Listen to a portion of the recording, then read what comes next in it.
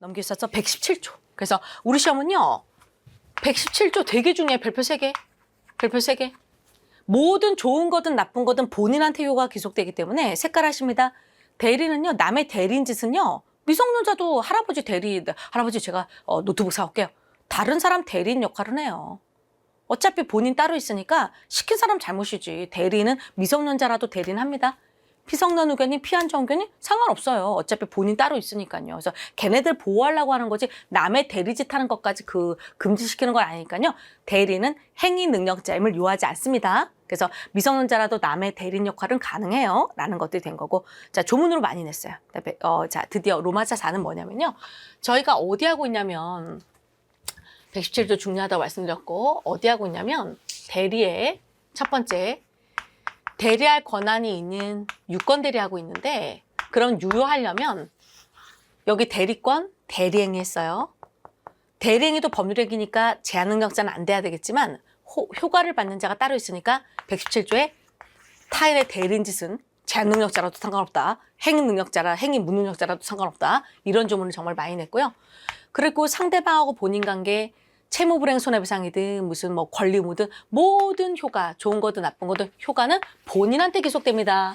본인이 책임지는 거예요. 계약이 유효하면요. 유효하면 본인이 책임지는 거지 대리인이 책임지는 거 아니에요. 모든 효과는 본인한테 귀속된다. 여기 들어가요. 그래서 182페이지에 114조이랑 대리인이 자기 권한 내에서 나 본인을 위한 거예요. 라고 본인 따로 있어요. 라고 현명의 의사표시라면 이건 대리인이 계약의 귀속 주체가 되는 거예요. 본인이야. 직접 본인한테 채무불이행 손해배상, 계약을 유효하게 이행해야 될 의무 이거 다 본인이 책임집니다. 유효한 계약이니까 라는 거고 그러면 뭐 계약법 안 하더라도 내가 상대방이 본인한테 돈을 다 입금했어요. 근데 그 돈을 대리인이 들고 텄어요. 텄든 말든 모든 계약상의 효과는 본인이 책임져야 됩니다. 그래서 채무불이행 손해배상이라던가 이런 것들 나와 있고요. 자, 됐고 183페이지에 그러면 본인은 어떤 능력을 갖춰야 되는 거냐. 양가를 1번. 본인은 자기가 의사표시라던가 자기가 계약이라던가 자기가 법률행위를 직접 하는 건 아니니까 효과의사를 결정하는 의사능력이라던가 행능력을 없어도 된다. 의사능력, 법률행위 능력은 대리인이 갖추면 된다. 본인은 그냥 권리주체, 권리능력만 있으면 된다. 이런 표현을 써요. 그래서 그것들 보시면 되겠고요. 자, 그럼 선생님 유권대리가 끝났으면 이제 무권대리로 가셔야 되는 거 아니에요? 근데 유권대리 마지막 테마, 권한이 있는 유권대리의 마지막 테마가 중복된 복대리를 한 번 더 공부하는 거예요. 그러니까 우리가 변호사들 이렇게 복대리 많이 서주거든요. 중복된 복대리. 그러니까 갑이 을변호사가 승소율도 되게 높고 승소도 많이 하고 애가 공부도 열심히 하는 변호사고 막 이래가지고 갑이 을변호사를 위임계약을 체결한 거예요. 이번 소송사건 좀 맡아달라고. 그래서 권한을 임의대리인으로 내가 요번 을변 내 소송사건 요번에 맡아줘. 권한을 수여하는 수권행위라는 법률행위를 했고요. 그래서 을변호사를 본인이 왜 뽑았겠어요?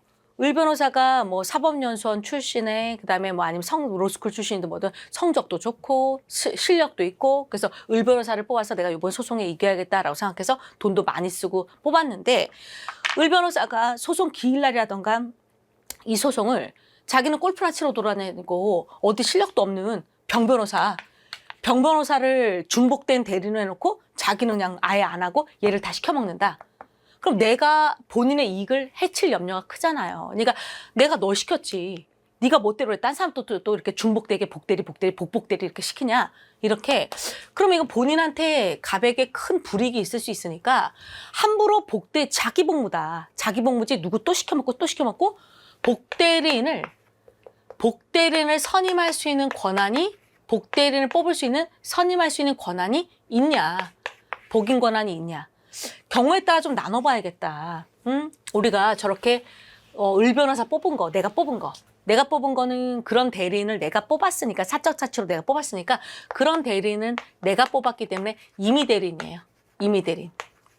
그게 아니라 저런 케이스가 아니라 미성년자의 엄마 아빠 친권자가 미성년자를 도와준다던가 그런 사람들은 미성년자가 뽑은 게 아니죠. 예.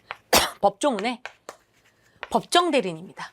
그러면 이미 대리는 내가 똑똑한 을 변호사 뽑은 거니까 자기 복무죠. 그러니까 원칙적으로 지가 해야지 복 대리를 막 선임해 먹고 이런 권한은 없죠. 자기가 해야죠. 근데 예외적으로 왜 이런 경우 있잖아요. 야, 아유, 저기, 본인님, 물론 제가 해야 되는데 요번에 휴가 기간에 저 뭐 법원은 만약에 안 노니까 예를 들어서 뭐 기일을 또 해태하면 안 되니까 병 변호사도 참 실력자입니다. 병 변호사 요번에는 나가도 되겠습니까? 라고 본인한테 승낙을 받아. 본인한테 허락을 받고 본인에게 승낙을 얻어서 그래, 그럼 그렇게 하라. 라고 해서 승낙이 있다. 그러면 복대리인을 뽑아서 써도 되죠. 아니면 우리가 민사소송법상 나가야 될 시점에 기일을 해태하고 안 나가면 기일을 여러 번 해태하면 소송상 불이익을 입을 수 있거든요. 그래서 서로 개업한 변호사끼리 나는 서초동에 있는데 무슨 뭐 청주지법에 뭐 가야 된다던가 근데 그때 막 길이 막혀서 못 간다. 그럼 청주에서 개업하고 있는 뭐 동기한테 전화해가지고 야 이거 오늘 이거 안 나가면 큰일 난다. 네가 가서 오늘 복대리 한번 서줘. 나 복대리 오늘 빚졌다. 그러면 서울에서 무슨 일이 있으면 내가 또 복대리 빚 갚을게. 그래서 서로 복대리 좀 서주거든요. 기일을 해태하는 것보다는 나가는 게 누구라도 시켜서 나가는 게 좋다. 그러니까 무슨 소리냐면 너무나 부득이한 사유, 본인의 이익을 침해할 만한 너무나 부득이한 어떤 사유가 있어서 이거 두 경우에 본인이 승낙하거나 부득이한 사유가 있으면 그런 복대인을 뽑을 수 있죠. 원칙은 안 됩니다. 예외적으로 승부일 때 가능하죠. 이런 얘기고 자 친권자라던가 후견이라던가 이런 법정 대리인들은요. 소송 하나만 하는 게 아니라 미성년자, 피성년 후견이와 관련한 모든 걸 다 해요. 하는 일이 너무 많아요. 너무 많잖아요. 이것도 매매계약도 대리해줘야 되고 증여계약도 대리해야 되고 뭐 아파트 뭐 하는 것도 대리해야 되고 너무 일이 많으니까 다른 사람을 좀 써서 해도 되잖아. 그래서 이 경우에는 복대리인을 선임할 수 있는 권한이 원칙 있습니다. 하는 일이 많아서. 하지만 그 예외적으로 미성년자라던가 제한능력자한테 승낙을 받진 않아요. 여기 승은 안 나와요. 근데 너무나 부득이한 사유로 뽑았다. 그러면 좀 달라지게 되는데 권한과 책임이 같이 움직여요. 이 경우는 이미 대리인이 아주 예외적으로 승부일 때만 복대리인을 뽑았기 때문에 작은 권한이라 책임도 적어요. 왜 그런 자를 해필이면 선임했냐. 그리고 왜 감독을 게을리했냐. 그래서 왜 해필이면 복대리인을 그런 자를. 그래서 선임 감독상에 그런 책임만 집니다. 하나 더 여기 나아가서 내가 복대리인을 이미 대리인이 선임한 게 아니라 내가 뽑은 게 아니라 본인이 야, 저 사람으로 해 라고 지명타자. 이렇게 지명했다. 본인이 저 사람으로 하라고 라고 본인이 오히려 지명했다. 본인이 지명했을 때는 내가 뽑은 게 아니잖아요. 내가 선임한 게 아니니까 책임도 적습니다. 본인이 뽑은 거잖아. 그럴 때는 내가 쟤를 잘랐어야 되는데 내가 원래 대리인으로서 문제가 있는 걸 발견했으면 잘랐어야 되는데 걔를 해임을 시켰어야 되는데 해임을 어떻게 태만하게 했다. 걔를 자르질 않다.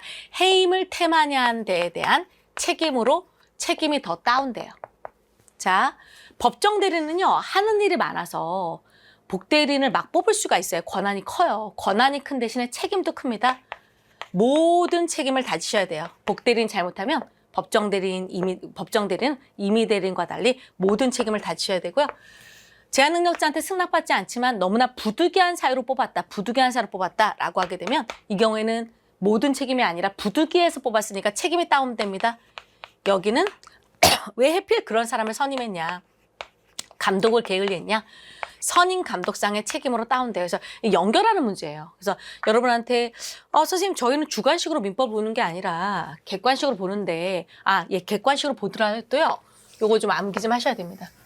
이렇게 암기하셔서 좀 정확하게 해놓으셔야 돼요. 권한과. 그래서 이게 맞춰서 풀어보셔야 되겠습니다. 이런 걸 좀 주의를 해서 이게 중요했었고 복대리. 자, 그러면 요 그림만 좀 정확하게 안다라고 한다면 여러분들이 잘 따라가시는데 큰 문제 없을 거예요. 볼게요. 183페이지.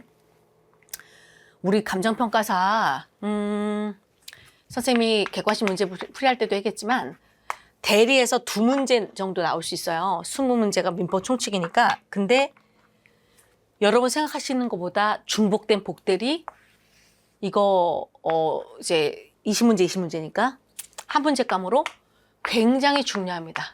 A급입니다. 저 그림. 자, 갈게요. 183페이지. 복대리란 대리인의 권한 수여로 선임된 대리인이 뽑은, 원래 대리인이 뽑은, 근데 뽑아놓으면 본인의 대리인.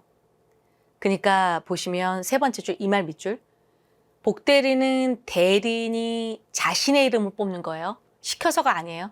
원래 대리인 뽑는 거예요. 하지만 뽑아놓으면 원래 대리인의 대리인이에요. 뽑아놓으면 본인의 대리인이에요. 본인의 대리인입니다. 양가를 번 복대리도 복복대리, 복복복대리 다 대리인이고요. 사자가 아니라 대리인이고요. 양가를 1번에 본인의 이름으로 뽑아요. 뽑는 건 대리인 자신의 이름으로 뽑아요. 대리인 자신의 이름으로 뽑고요. 뽑아놓으면 양가를 3번 본인의 대리인입니다. 헷갈리지 마시고요.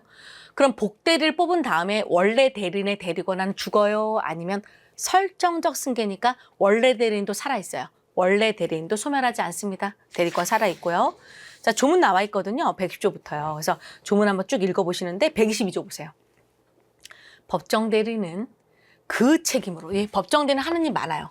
그래서 모든 책임, 예, 모든 책임 조문으로는 그 책임, 자신의 그 책임으로 복대리인을 뽑을 수 있다. 다만 단서에 부득이한 사유다. 그럴 때는 전항이니까 전조문이니까 121조니까 선임감독상의 책임만 있다라고 써 있는 거예요. 그래서 그 비교 도표가 나와 있고요. 그 아래에 판례 좀 보겠습니다.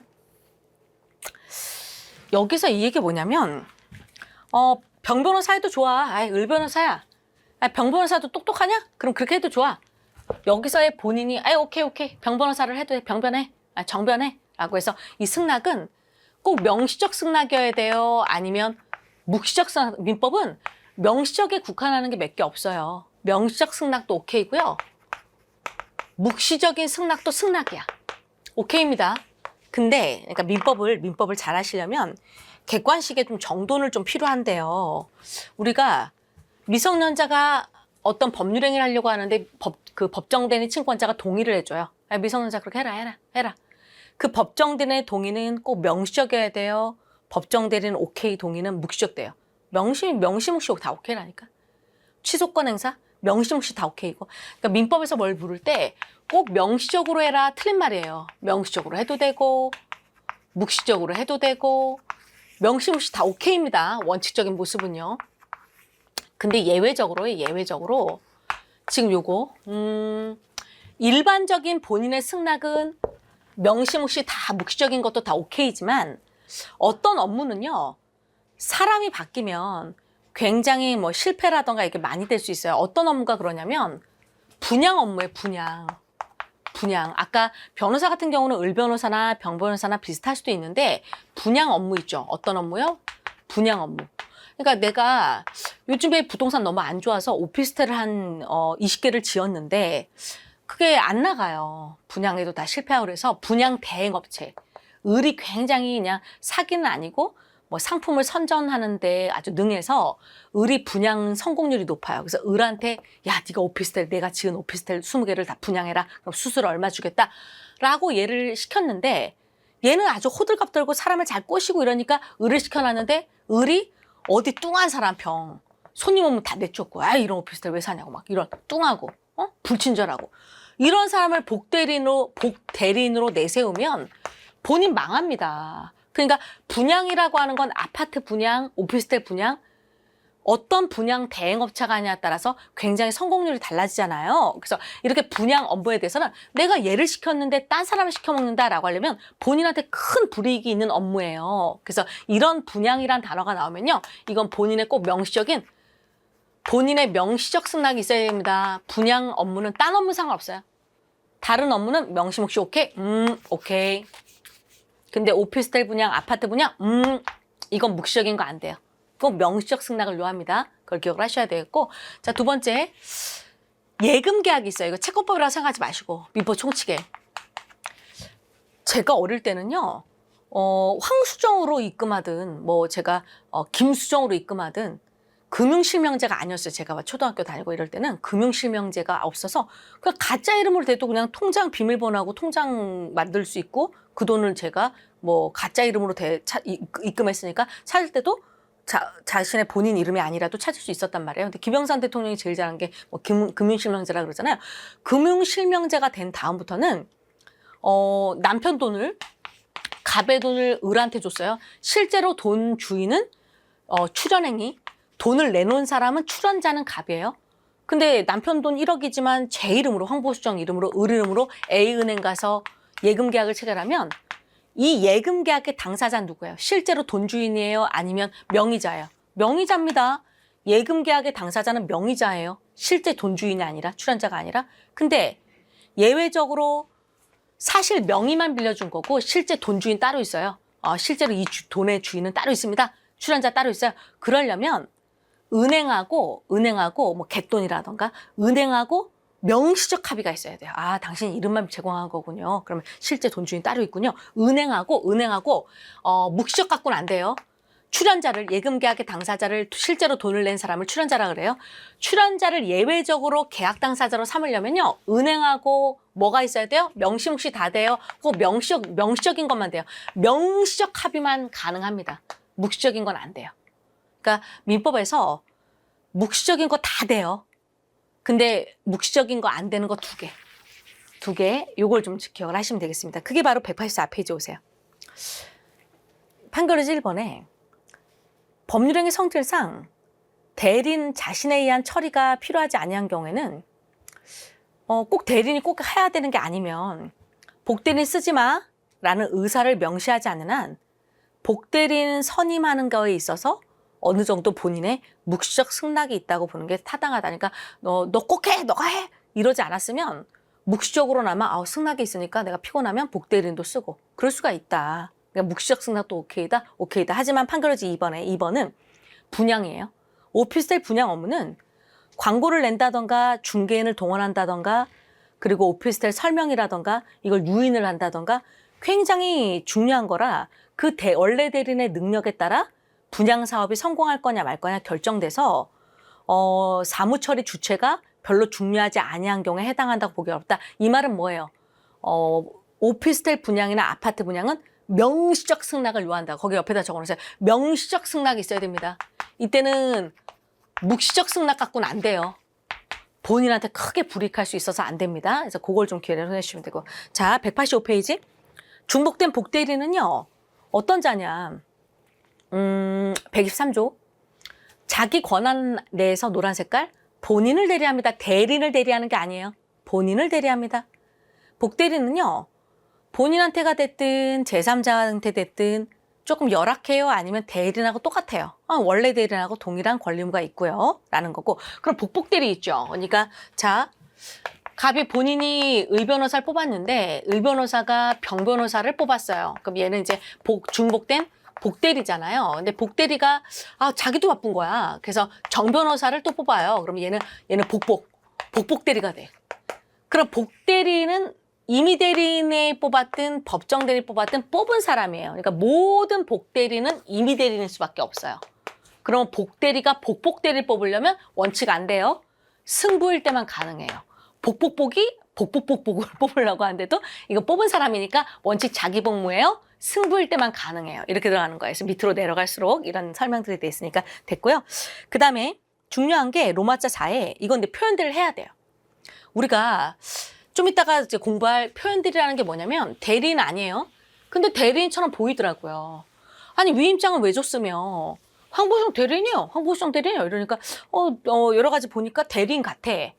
그래서 대리인이 아니지만 대리인 같은 외관을 작출하고 있길래 본인이 위임장 같은 걸 줬길래 내가 믿고 거래했더니 알고 봤더니 대리인이 아니래. 근데 자기가 위임장 준 건 뭐냐고. 그러면 대리인처럼 표현돼 있으니까 얘가 대리인이 아니더라도 대리인처럼 표현된 표현들이 외관법리 책임을 져라. 당신 책임지쇼. 본인 책임지쇼. 이렇게 들어가는 게 표현들이란 말이에요. 근데 표현들을 아직 안 해서 그래요. 하고 나면 이제 편해요.